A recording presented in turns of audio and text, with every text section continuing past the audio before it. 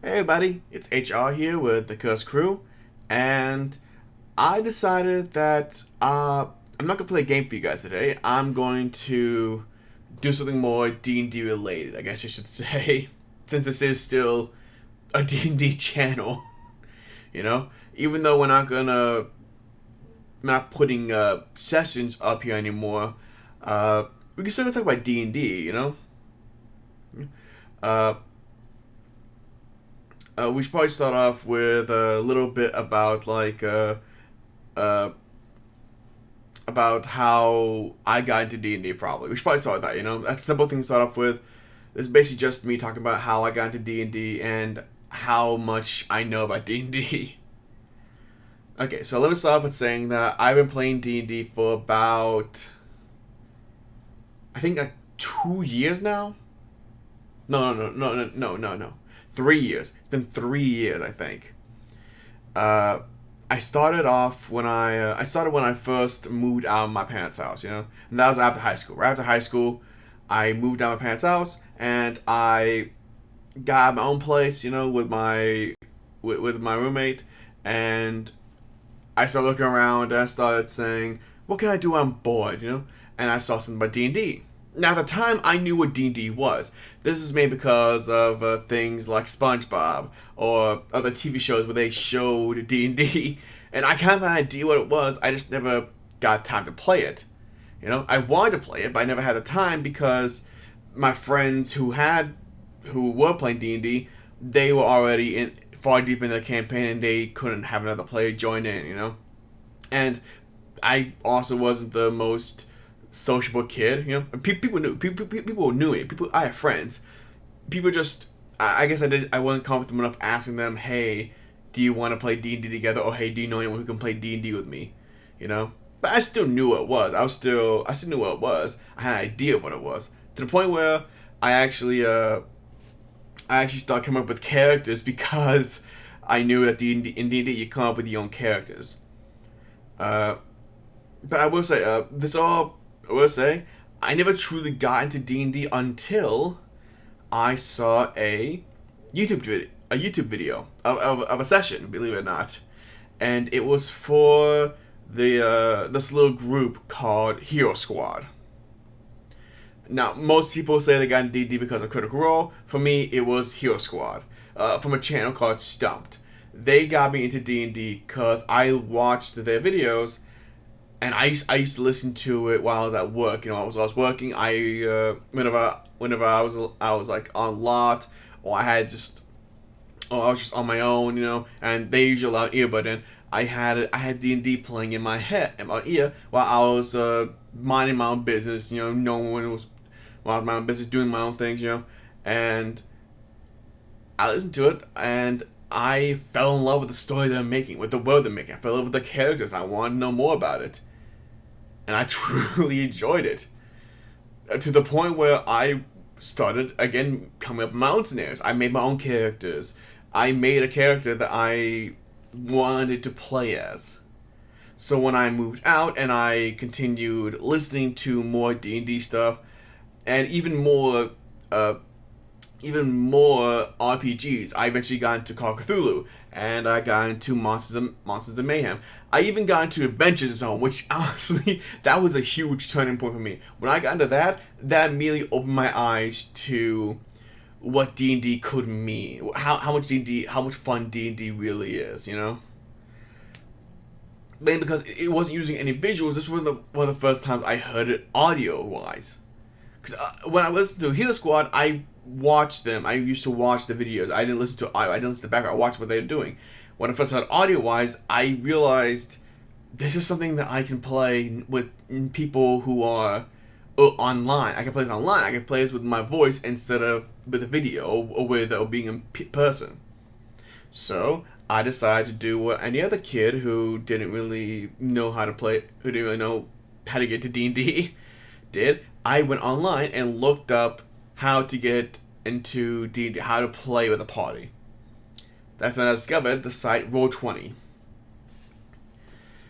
And from then on, I basically went nuts. I looked for so many campaigns. I could see if I could join some one shots even. I was like, I want to join them. I have a character idea. I want to see if I can join them. And then someone actually let me join.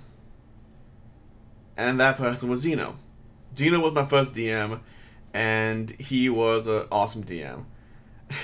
And I had fun. Because the character I made for his campaign was my character Daniel. And Dale, if you know the character.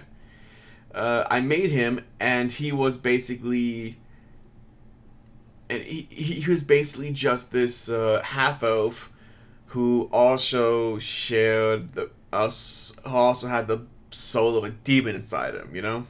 Now, when I first made him, I made him a wizard, because I thought, ooh, wizard, I can do spells. That's cool. Because I didn't know what an artificer was. I didn't know what a warlock was. I had an idea what they were, but I was like, I don't know how to do that. So I thought wizard would do, you know.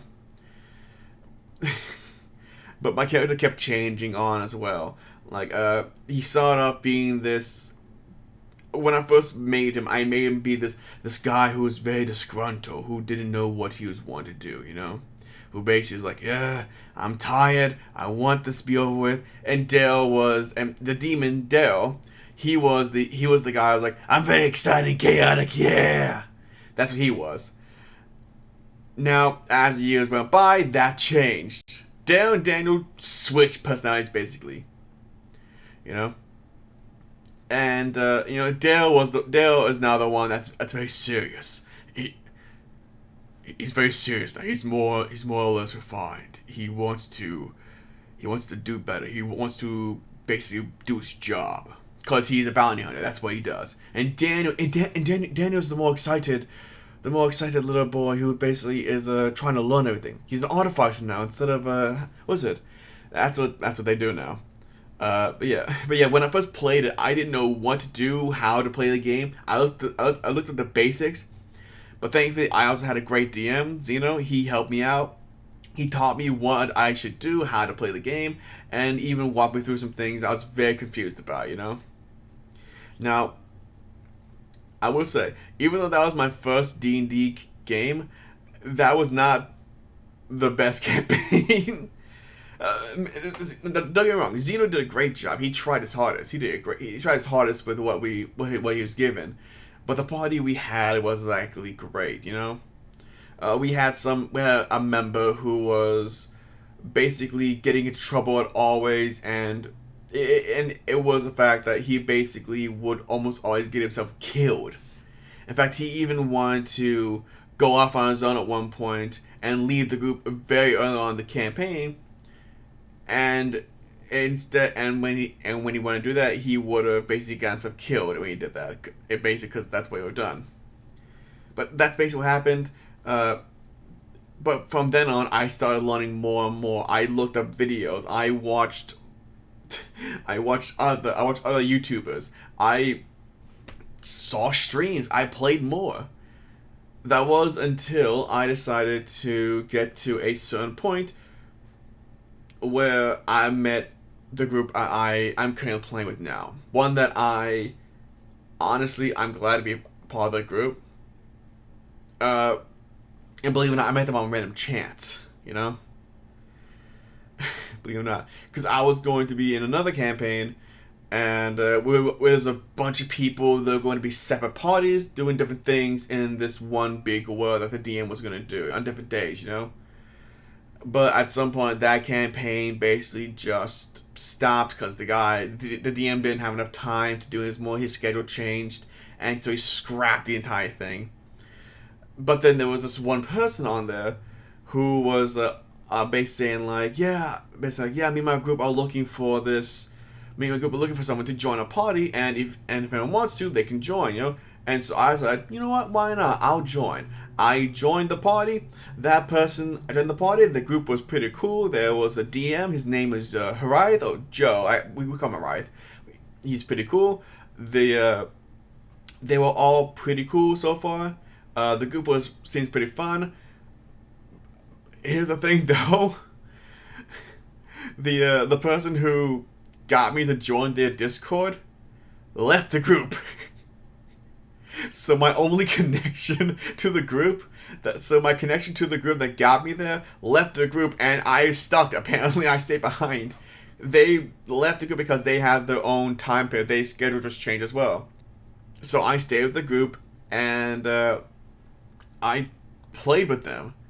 At this moment, this time I didn't play as Daniel though. I didn't play as Daniel Dale. I didn't play as them. I played a new character, a tiefling named Loxif. And if that sounds familiar, you know who that is exactly. Yeah, I played as Loxif, my draconic sorcerer tiefling, who dresses sharply with his hair slicked back, and seemingly focuses more on lightning than fire. That's his prowess, you know. I played as him, and and for those you don't know, which you guys wouldn't, he was not that way when he started out as well. He was not as dressy, sharp, or as smooth, I guess I should say. He started off as very much a guy who looked like he was on the run, you know? A guy who wasn't dressed up. In fact, a guy who was living on his own. Like, he looked like that as well. His hair was a mess, you know? His hair was a mess. He had rags on. Like, his clothes looked like they were handmade, and they were torn, and they kept being sewed back together. Because he basically kept re-sewing his clothes back together. And they weren't like it wasn't a suit, it was just very much rags on him. That's what he started off as. It wasn't until around this campaign that I decided. It wasn't until like later on when I saw a meme of like of D&D party members of them jumping out of a window, and there was a tiefling there, and he backed up window with his flipping off the guards and fell out the window like that. It wasn't until I saw that I was like, ooh, I like that. I want my character to be like that. I want my character to look like that. So I legit drew inspiration from that one meme gif that basically I made my Loxif appearance on. I changed the entire appearance based on that one gif, and that's how it happened. So now Loxif is a snazzy dresser who tries to do good, but he also dresses as a Sunday best because his mom wants him to. That's what his mom, who's dead, he wants him to dress as Sunday best, so he dresses for her. That's what he does. Yeah. But I joined this group, and the funny thing is that this group that I joined, they have a very different time to me as well, because they all live in England. They live out there, and basically like when they're asleep, I'm awake. Kind of like they're like 5 hours ahead of me, I think. So like, it's just funny because they were all. I was the only American in the group, but it was fun. We still had fun. We had a first session. We enjoyed working off each other. And our characters were still we were all very much still getting into talking to each other about characters, you know. The thing about this is the fact that Joe is a very different DM from Zeno, you know, because Zeno was also new to DMing. He had DM for like a year when I played with him, you know. Joe, on the other hand, he has DM'd for about 2 years, I think. He DM'd longer. I think he DM'd longer for that. I might be wrong. I don't know. Maybe 5 years. I have no idea. I need to ask him.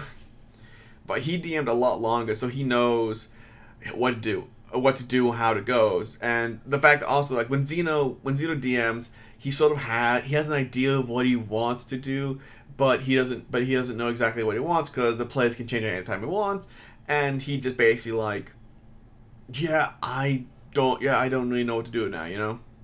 He focuses more on making our characters look cool than building the actual world and the story, you know? Meanwhile, Joe more feels like building on the world. Like, he has his entire world built, and he sets us in it and basically lets us go explore the things he made, while also giving off details of the story that he has, which I love more. That's kind of DMing I love. I love it when someone has a story that has this world and the story that's planned out, and they show you bits of it piece by piece as you explore more of the world. So that way your characters can piece that story together and try to basically fill in the blanks. I guess try basically like fill in the blanks and become part of that story. Which I want that. I love that. It's awesome. It's amazing. But anyway, like I was saying, as the sessions continued on with this, we sort of got more and more to character. We lost a player. We lost two players, and then we gained another. We lost a player, we gained a player. We lost that player, then we gained another player. It happened a bunch, but that's basically what happened with us. We basically kept losing players, but we finally gained our last player, and he's awesome.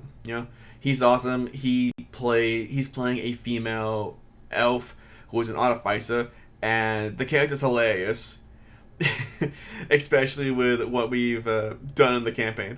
To actually give you guys an idea of what we've been through this campaign and how good of a DM Joe is, I'm gonna explain the first major event that happened in the session. The moment where it solidified how good of a campaign this was going to be. Okay. So this session, there was me and my character Loxiv, my tiefling sorcerer. There was another guy who's called George, and his character was a fire genasi named Phoenix. That was in fact just named Phoenix, who he was a ranger / fighter, and he's also the very idiotic character. Like he's more brawn than brain. Basically, he's the himbo of the group. Then we had another character another person named Seb. He played a female human warlock who was also a princess,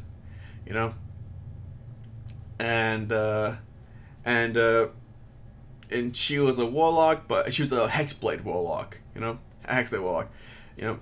She had a sword and everything that would glow. She didn't have that yet, but we should have it yet. But as we go on, that's what we would get to. And then we had one of our newer players who was, believe it or not, an artificer who was also a minotaur. That's what he was. His name was what was his name? Kariath, I think. It's a long time ago. This was like over a year ago, I think. And we were all, and our party we were still very early on in the session, in the campaign, I should say. It's like session 3, I think. So we were basically all going into a mountain to look for a lost boy. Someone's kid had gotten lost in the mountain, and we were going to go and try to get him out of there, bring him back to his father. That's what we were going to do. So we got up there, and we discovered that the boy was father of the mountain. In fact, there was a reason why he was stuck there. It was because the mountain was full of goblins. Yeah, bunch of goblins, So we literally got attacked, and then we didn't kill one. We killed almost all the goblins that we attacked us at first, except for one. We had one that we kept one alive. We tied him up with my rope, my rope, and basically. We were basically interrogating. We were like, okay, what's going on? What are you doing here? He wouldn't explain shit to us. It also didn't help with the fact that we didn't know Goblin. None of us knew Whisper Goblin, so we couldn't understand him. He probably was trying to tell us, just tried to know what was going on, but we just couldn't understand all his goblins. Like, what are you saying? Speak English, damn you! We couldn't understand shit. So the princess Arissa, that's Seb's character. So the princess Arissa, she grabbed the goblin, hanged him over a cliff, and basically said, "Speak common, and speak common if you can, and tell us what's going on. Write it down if you need to." He would say shit. So she then dropped him off the cliff, off the mountain, to his death, with my rope around him still. Literally after that, my character, I legit said, "Wait a minute, he still has my rope!" I lost 50 feet of hemp rope right there and there. I never got it back. That was gone forever. My character, to this day, still doesn't have hemp rope. He uses something else, but he still misses that hemp rope. We were all laughing by that point. It was like, because we didn't realize, it was too late to realize that, oh yeah, my rope. But no, we even, the DM even said like, "Oh, you guys can untie him," but like, no, we were like, no, that wouldn't make any sense. If we untied him, then he would have fought back. No, we dropped him off, it's fine. I'll lose the rope. I'll get more later, probably. I still don't, though. I never did get rope back. But anyway, after that, we continued onward into the mine, and we found more goblins. And instead of just going out there and fighting, we decided to try and sneak, you know? And we sneaked above them by basically being quiet. We rolled good stealth checks. And then we found another goblin with his back turned towards us. So Phoenix, that's George's character. So Phoenix, he decided to use a spell to get rid of that goblin because we needed to get past him, you know, because there was an object there that we saw on the map, you know, and we need to get past him to go check it out. So Phoenix used a spell called Modify Earth. Mold Earth. He used Mold Earth. He even asked the DM, "Hey, is the ground cracked, or does it look gravelly, you know?" And the DM like, "Yeah, it kind of does." He said, "Okay, then I use Mold Earth to open a hole beneath the goblin and let the goblin fall into it," which he did. The goblin fell in the hole. Then Phoenix used Mold Earth again and covered the hole. He didn't fill the hole, he covered it. The goblin was still in the hole. And then we walked full on. From then on, that became the running gag of Mold Earth. Because every time something happened, George tried to regain that moment, that pure hilarity. So he kept trying to use Mold Earth whenever he could. And we kept trying to get him to use it as well. Whenever there was a situation where we were like, you know what could work here? Mold Earth. The enemy's coming towards us. Capture his foot with Mold Earth. He escaped through that wall, and yet there's debris in the way. Use Mold Earth to get through it, of course. It became a running joke in our campaign that Phoenix's main use was to use Mold Earth. And it only ever came back once or twice in the campaign. It was still funny. We still use it to this day. But as we sort of went on to look at this crystal, you know, we went to look at this crystal that was in the mountain. You know, went to look at it, see what it was. And we didn't know what it was. That wasn't until we found a journal.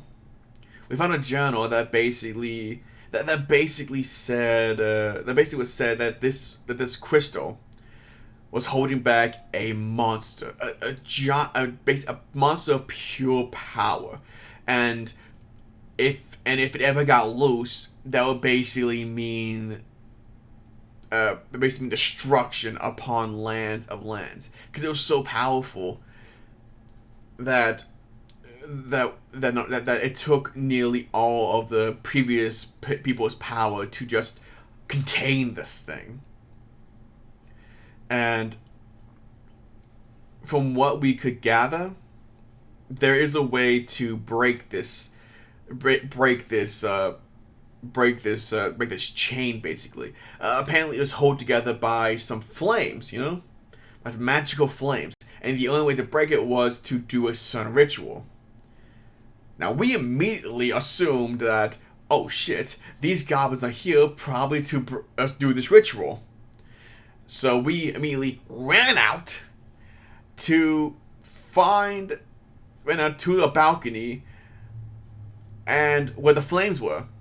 And apparently, we were right, because right there, next to these flames, was a hobgoblin doing the ritual to put out these flames, and 3 of them were already out. There was 5 flames. 3 of the flames were already out. And guess what else? Remember that kid that we were looking for? That kid that we were sent in to bring back to the father? We found him. He was on the table. Frozen. Dead. Yeah. Yeah, that kid that we came looking for, he was dead on the table. Frozen. And so we immediately were like, fuck. We failed our first mission. We can't let him do this. We can't let him, free this beast. So, immediately, we ran to attack this hobgoblin. Now, the thing about this was the fact that the DM had us roll something to see that roll something, and it was basically to see if we basically what would happen to us at that moment, because the guy cast a spell on us immediately. I was the only one that failed the roll. Everyone else succeeded, so everyone else went to go fight him.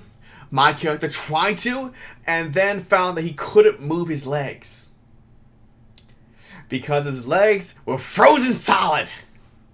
There was ice surrounding his legs, so he couldn't move his legs anymore. So, while they all went to go fight, my character stood in the back. So what did I do instead of fight the guy? I just basically threw a firebolt to basically try to relit those flames. And it worked. I really wanted the flames. Only for the guy to continue the spell and immediately knock out 2 of those flames. So while the group was fighting hard, trying to basically bash him in and knock him unconscious, the last flame was dimming. It was getting to the point where it was almost out. So, points out. And when it was the hobgoblin's turn again, the DM had us roll another save. To which I failed again. And everyone else succeeded again. So basically, I couldn't move my hands. Basically, it was to the point where I couldn't move my hands anymore. My entire body up towards my neck was frozen. My character couldn't move his hand anymore, so he couldn't do fireball. He couldn't do fireball anymore. So instead, I decided to do a thaumaturgy to keep that one flame flickering, trying to increase it to get the one flame firing up, And we were fighting hard. We were punching. We basically said bam, bam. We were fighting. We were doing spells. We were slashing swords. And then the unthinkable happens. The flame goes out. The last flame goes out. The rest of the party freezes over. And the hobgoblin looks at us, smiling, and then he sings a song.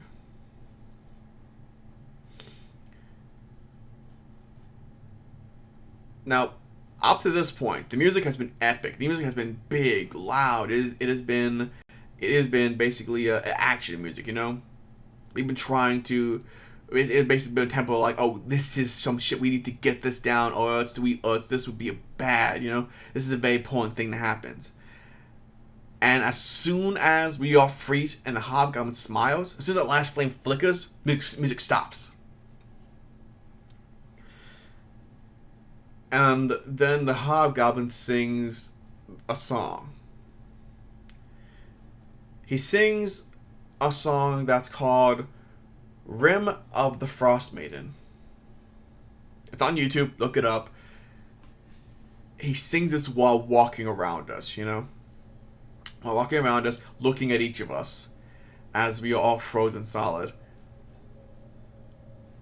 He's smiling, singing the song, and it's this creepy vibe as he's singing this as well. This uneasiness that basically it's foretelling of this being of this person, this Frost Maiden, who has immense power, and that she is coming, basically. And as he leaves, we each feel like we're going to die, but we don't die, We, basically there's something inside of all of us, a spark inside of all of us that keeps us alive long enough for us to not die from being frozen, In each of us, it was different as well. For Phoenix, it was a fire burning in his soul. For Arissa, it was this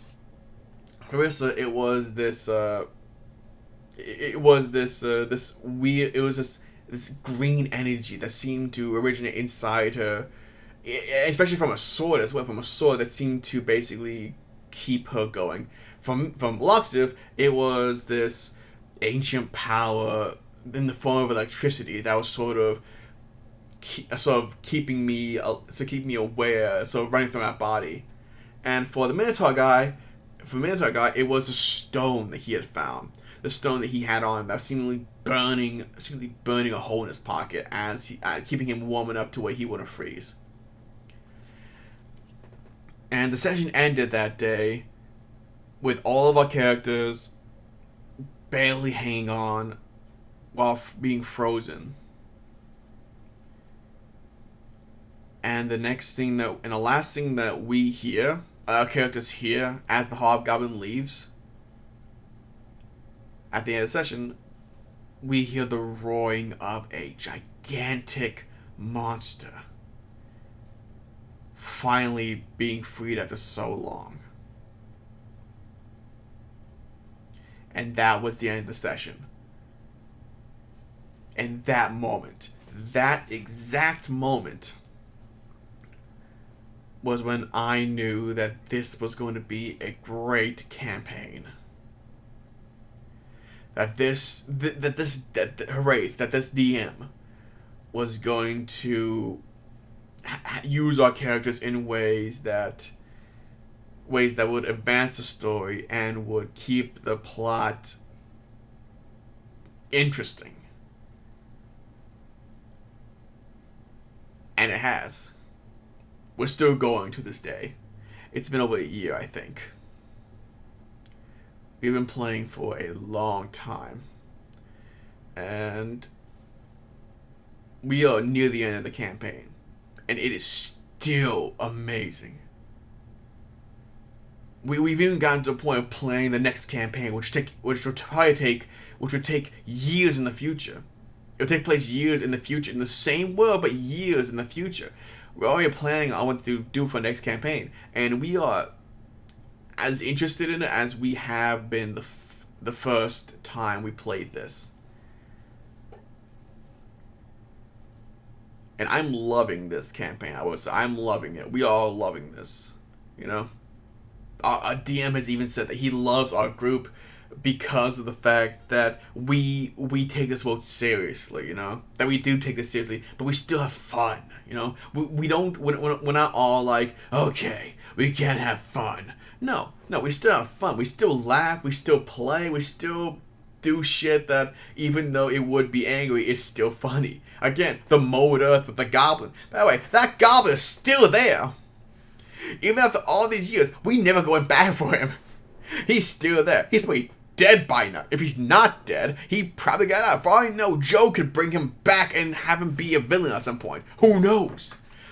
But that goblin is still there, locked in the earth. Probably asphyxiating, or just already has at this point.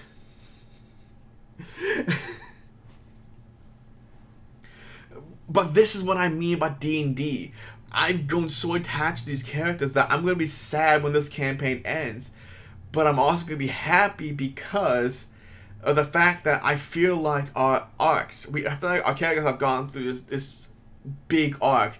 And we have gone through all these incredible journey. We've all learned more about ourselves and more about our past even. It was just amazing, and we each feel more connected. Our characters feel more connected in this world, to the point where we literally have a connection deep in our lore. Like, it is truly amazing how much we enjoy this campaign. And I want more of this. I want to do more of this, and I'm glad I'm doing more of this. You know? And this is what I feel like D&D. This is one of the few times I've actually got a sense of playing D&D and being a part of a grand story. Help building that story as well.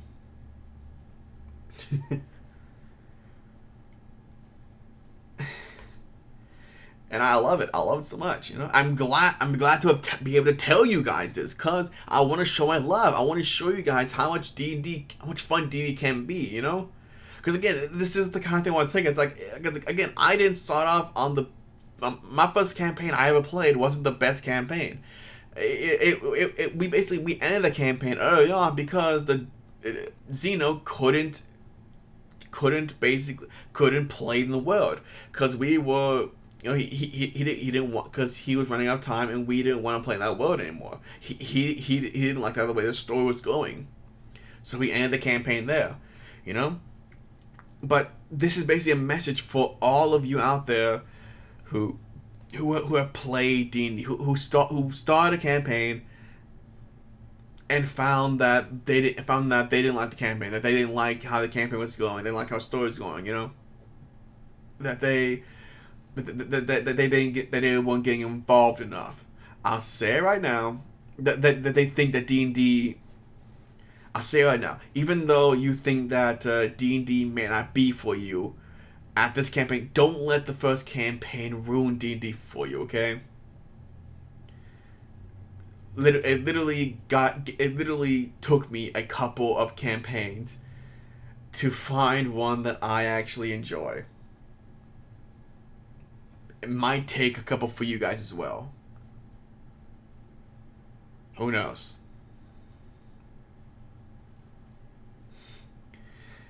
Anyway, guys, that is the end of this video. I hope you guys enjoyed this. I know I did. I had fun talking about this. If you guys want to see more of this, please tell me, because I honestly just like doing this whole talking to you guys about things that happened in the session.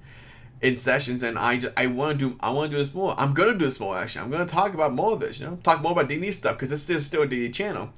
So I hope you guys enjoyed this. I know I did. I had a lot of fun, and I'll see you guys in the next video. Okay, say bye, little mind flayer.